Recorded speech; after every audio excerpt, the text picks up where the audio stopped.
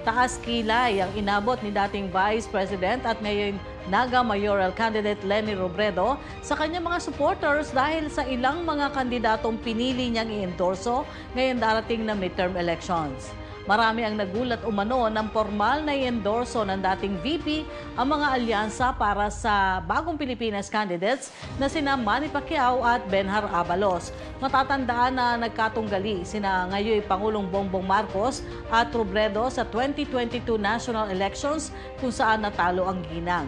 Tinukoy ni Robredo si Pacquiao bilang isang tao mapagkakatiwalaan umano. Nagsama pa ang dalawa na mag-house-to-house campaign sa baluarte ng ginang sa Naga City, ang lugar kung saan siya tumatakbo bilang mayor.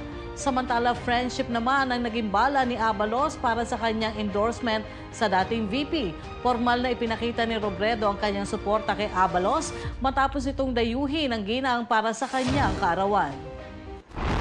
Kitang importanteng bisita, ngunya na hapon, makikisingit lang kami. Bako ning parte kan training, kaya lang binisita niya ako dahil birthday ko. Haluita na po siyang amigo. Naging mayor siya kang Mandaluyong halawig na panahon. Naging DILG secretary po siya. Matibayo na DILG secretary. Tapos ngunya nagdadalagan, naging MMDA chairman. Ngunyan po, nagdadalagan siya bilang senador, tatabangan ta siya dahil haloy na siyang nagtatabang sa tuig di Sanaga, lalo na po kang Bagyong Christine. Nakapira siya digding balik para magtabang, tahimik sa nasipagdigdi pero sige ang tabang, kaya ni po siguradong pag nagsenador iniyo, tatabangan kita kani, kaya tatabangan naman siya.